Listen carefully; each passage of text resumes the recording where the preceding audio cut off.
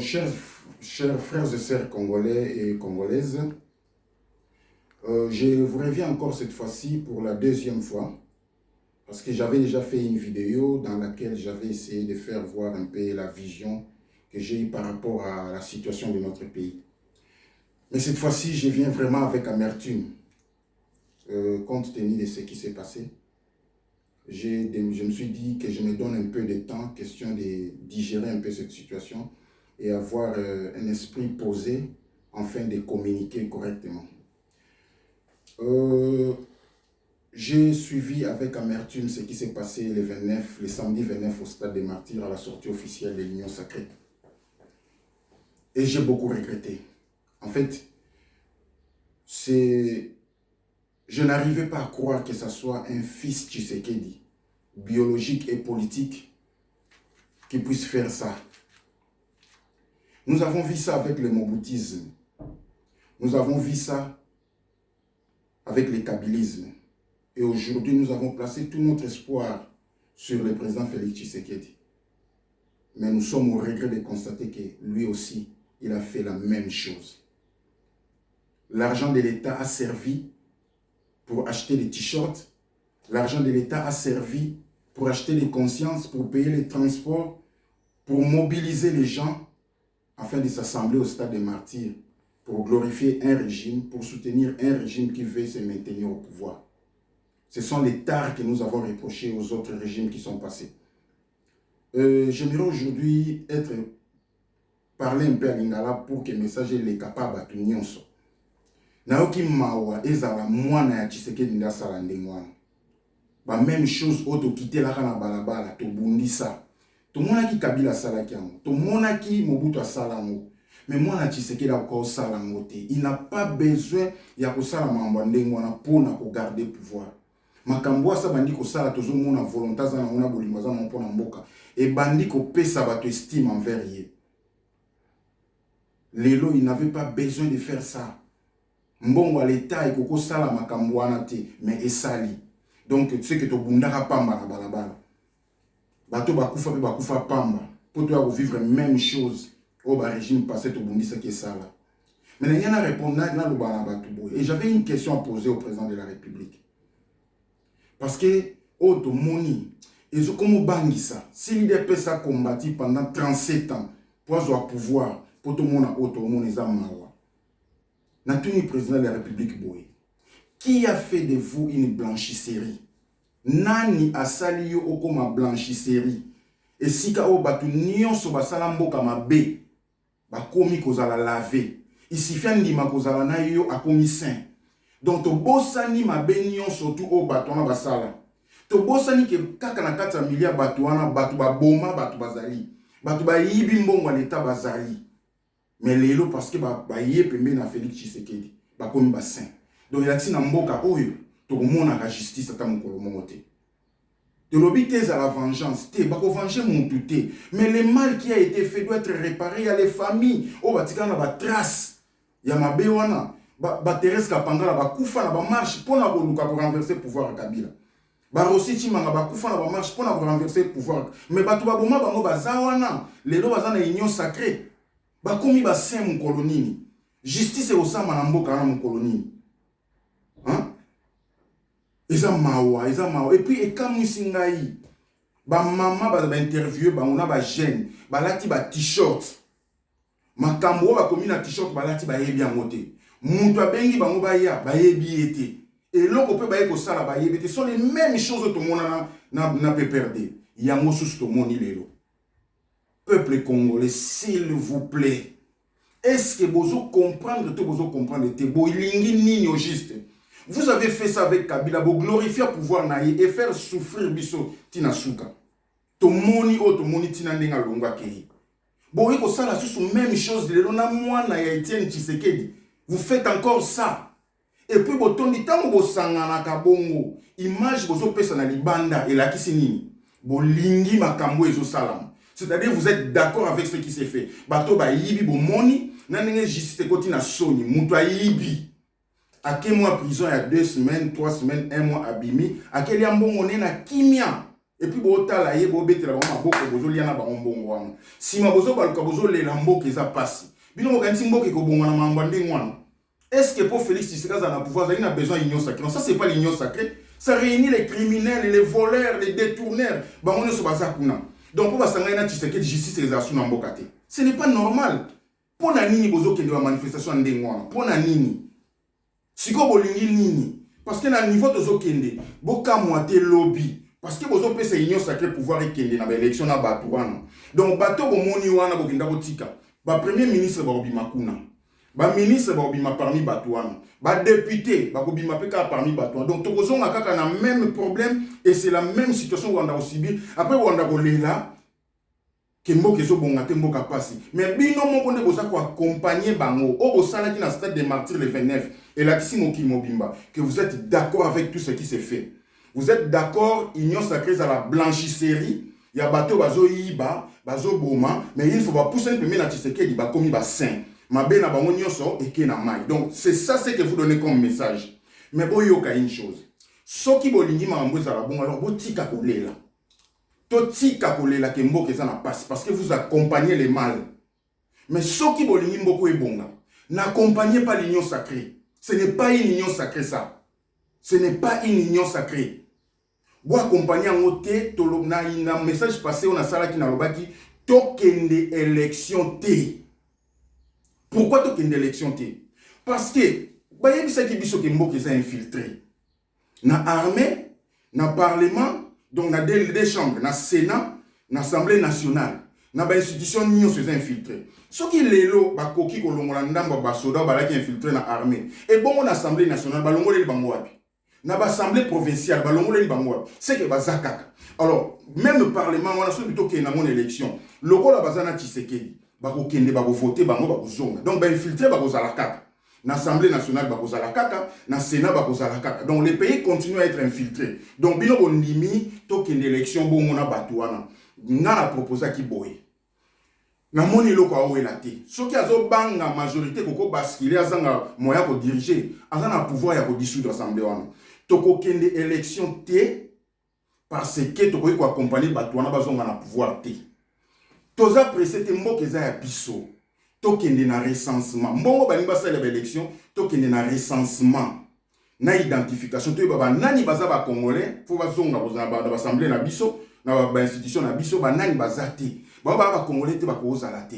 Donc tokende élection te to presete. Soki transition ekozala, ezala ba dialogue pona ko kabola ba poste te. Président de la République a kotika en fonction de la constitution et lobby. Mais à diriger Mbokana ba secrétaire généraux jusqu'à ce que tu possibles sa recensement parce qu'une partie à est et zana nouté na Congo. Donc tu vois qu'une élection te sans bango. Donc tout ça nan to si ça nan mambaker, to si sa identification, na recensement, bongo to qu'une élection. Wana au moins tu vous assure que ce sont les Congolais qui sont allés aux élections. Et ça dit qu'on voit grave hein. Mbongo banimba bongo sa pour une élection, to ça les lango recensement. Oh transition to yebi que to qu'une élection te na décembre wana ba baebi. Mais ils ont l'occasion à dialogue pour politicien ba ya ba zo ba fonction ba kabola mbongo ba poste pour ba zo ba mbongo okende la élection. Ça non. Yemo kwa za la kata wana comme considère que le président de la République reste en place azala wana. A gérer na ba secrétaire généraux et ça possible va diriger mbongo na ba secrétaire généraux. En ce moment-là, il n'y aura pas de majorité. Mutu mo peut être musu sur na pouvoir to ti kabongo to kende élection na état normal. Wana ndé ko za la normal. Toko bimana balabala jusqu'à ce que tu empêcher l'élection et ça la maté peuple bo yoka bo s'organiser na balabala bo pour na chef de rue ba chef ba quartier ba chef ba commune nous allons faire un mouvement c'est pas un parti politique mais un mouvement qui va changer les systèmes parce que ce qui est là Félix Tshisekedi comme mabé ce n'est pas qu'il y a mabé na katina mais c'est le système politique où ils allaient les rendre mabé alors to bundisa yé mututé mais to bundisa système il faut to banda pas pour changer constitution na une question moko. Monsieur le Président, Constitution OESA Awa, tant on modifie Kiango et comme on a tout mon élection, Kastobima na balabala na bino, to bundi sakango, to lobayi ke zama be, élection ko za na tout mon côté. Batu ba kufa na balabala likola Constitution O. Lelo ko mala mundeni. Lelo ko arranger yo pour au moins que so sanga na batu ke élection ba voter na 38%, ndemo bima na 38%. Lelo tout mon ko élection arranger yo. Lelo ko ni ko arranger yo. to changer constitution ndenge na risque oyo tozokourir lelo frontière na biso nyonso eza menacé tozongisa baprovince na biso na 11 ou 9 ndenge ezalaki to décentraliser mboka sérieusement décentraliser esalama kitoko pour que mboka etambusama on n'a pas besoin de pléthore ya badirigeant comme ça toko sécuriser mboka na biso baprovince ya mike wana yango bavelité sécessionniste ezobima mingi tozongisa ngo ndenge ezalaki na 11 ou bien 9 bongo tosala makambo bien to changer constitution oya malamu tozwi pe ba tour ba élection tozongisi yango na 2 mboka fonctionnera bon un président de la république élu na 38% asa na légitimité te soki ye Félix Tshisekedi lelo o biso so tseki espoir pa na ye akoki ko bongola makambo te o to ndoko luka libanda to bongola ta mukabila ta na pouvoir siko nani ndako ya ko changer ngo ye mutako ko changer ngo mwana Etienne Tshisekedi o biso so soutenant asisi mandat liboso ya moto aussi ça oya salité les lois ko sala ngote na deuxième mandat et puis union sacrée oya luki ko sala mais les mêmes personnes là ba serva ki kabila ba ko balukela ye en ko changer lisu makambo ebelete siko espoir nyonso to tia ki wana soki ya changer bokate nani ndako ya ko changer bola muka na ba quartier nous allons organiser une marche wana na ba mouvement na nyonso to ko sala eza pona ko bundisa pouvoir ya Tshisekedi te eza poto changer système pour que mboka eba ekende bien toko sala ngo na Kinshasa na libanda mboka pe ba étudiant boyo kanga bien parce que na moni ko komi flatté ba bongise no ba homme ba teli no ba bus c'est bien ce sont des bonnes actions kazo sala asa na volonté politique to ndimi to beteli na boko mais c'est un droit pour vous et c'est un devoir des gouvernants asa na devoir ko sala ngo mais lokolo moyen ya sali volonté wana ya ko sala o ba tunsu ba sala te to beteli maboko mais boye ba une chose to bundaka pour to changer classe politique pour to loba que classe politique à Congo ça pourri il lokola ya koki ko changer ngote na premier mandat na deuxième mandat ko sala te parce que so kende na bango élection boye ba que tant ba sali union sacrée il y a des concessions à faire ba o bandimi ko soutenir le ba ko senga et pouvoir donc ce qui veut dire l'IDPS a combattu pendant 37 ans mais on s'en a qu'à 2 mandats parce que barotique il a eu sous 3e mandat pe barotique après nous pour IDPS a été ba étudiant to changer classe politique na bino na ba élection ba université za partout na ba province to ko zwa kaka ba étudiant wana bo banga te bo kan zatan su mbongo sa élection isenga no esa no passe mbongo bo sa élection ke monana na oye ça non mbongo wana ke monana to ko changer classe politique na bino le travail d'un député ou d'un sénateur est extraordinaire te. Il y a des séminaires, beaucoup à la former, beaucoup yeba musani, beaucoup ça dans le parlement. Donc balayer classe politique on a nyonso. Comme ça tant toujours changer système politique, tout tambola na système asika. Donc étudiant boyo ka bien bola muka. Bino ndé pour changer classe politique, to changer on a bino. Batona nyonso baza ba misu baza ba assassin parmi bango ba criminel, ba voleur, ba détourneur ya mbongo mboka. Ba ko continuer ko diriger mboka. Et puis to changer on a bino.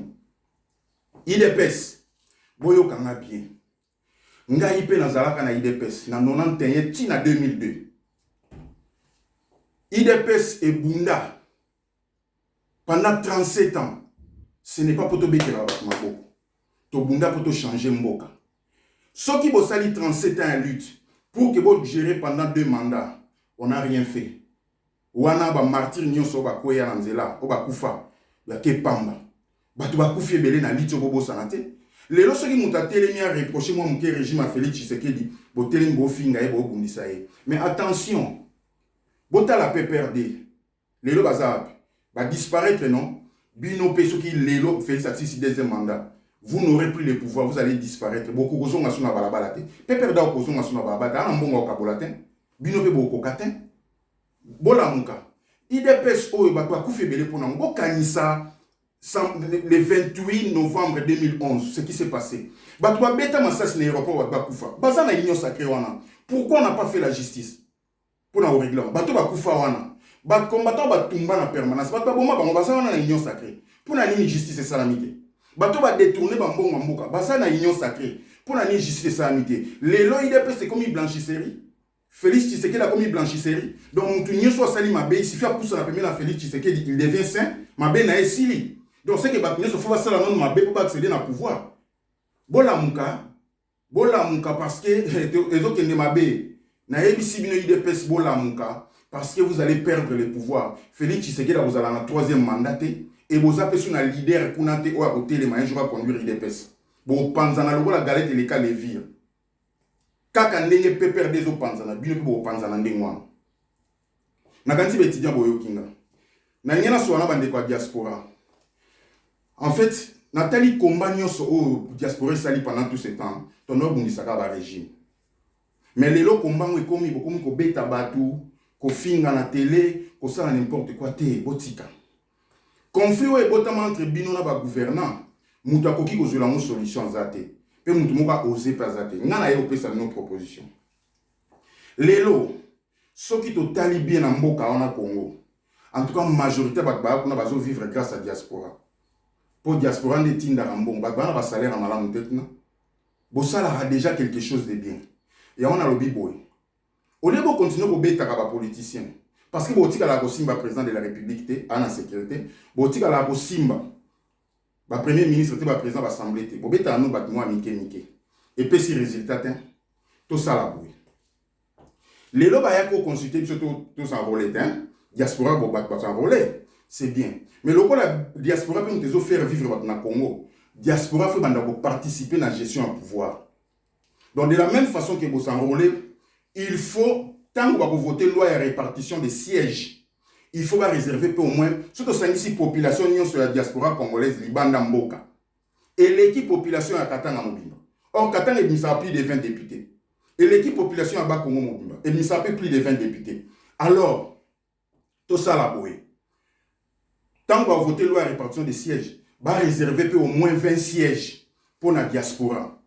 Comme ça, l'élection est dans l'ambassade de Nabiso. Diaspora a pu représenter dans l'institution de Mboka pour que ma canissio malambo à la Ranango, Malimayele Nyoso Botangeli, Nyoso Malambo Yekoli Boya pour appliquer mon Mboka. En ce moment-là, conflit vous arrêtez. Botika ko beta ba musicien. Botika ko empêcher on basa musa bozo ko ma culture en Mboka. Ya malamuté. Toyo kanabongo. Ce qui ben basa la paix gouvernement. Quand on est 56 ministères, on a 5 ministères réservés pour la diaspora. Parce que la diaspora, c'est la population congolaise. Dans le Parlement, la diaspora, c'est un représentant au moins 20 sièges. Parce que la population de la diaspora, ils ont déjà l'équipe de la province est belée. Donc, la diaspora, tu as bunda boé. Tu as bunda pour favoriser le pouvoir à Tshisekedi. Tu as bunda pour l'intérêt en Bokanabiso. Tu as bunda pour sa réponse aussi sur le plan international. Par rapport à complot de ça pour la Congo. Organiser une grande manifestation au diaspora congolaise no bimba ya Occident ya Europe et que koutana soit dans stade soit dans salle munene to ko passer message pour notre pays. Même chose na Congo, batu ba ko tambola to ko passer message soki guerre et silité to yebi réponse ni to pe sa communauté internationale. Batu église na lobaki na message passé que vous avez un rôle à jouer. Botika bola kisabatu que ceux qui boteyi makambo mboka na église za lisumu lisumunte. Bon réveiller population parce que bato bozotam musape ba souffrir. Bon réveiller population, bon passer message na église. Bato ba lamuka, on ne va pas accompagner cette union sacrée na ba élection, to aucune élection té. Boteyi yango na église. Bola kisabatu ba souffrir parce que ba gouvernement ba sa musala mabe. Alors, bino pe bo jouer rôle. Na zongi lisusu et pas cardinal. Na sengi boy parce qu'on a une influence na communauté na communauté laïque ba catholique ba na ba marché. Les opposants que vous voulez accompagner aujourd'hui na marche ba basala. Bango pe bosala kango pe na IDPS. Na ba tumsus mais bon mambo ezali. Le problème c'est pas les individus, ce n'était pas Kabila les problèmes, bien qu'il soit mauvais, mais Zalaïka c'est aussi le système. Bon le système des comme si Félix Moumabe. Ba opposants vont soutenir la marche. Lobby va comme on a pouvoir, ils feront la même chose. Ceux qui système et continuer aux alaboué. Bon utiliser influence na bino na enseigner population tant que dans l'église to kende ba élection té il faut to changer constitution to ça ba élection il y a 2 tours il y a normal au président faut la légitimité il y a 38% té il faut aller qu'à 50% donc premier tour na deuxième tour to modifier constitution to changer constitution bien to ça la mieux so bien na kanisi to yokani toujours bundisa mutu té mais il faut to changer système parce que tu sais que quand il était à l'opposition ça qui bien tandis mon est sain, mais bon, on est dans comme un pouvoir, puisque c'est le système qui n'a pas changé. Bon, on est comment ça là.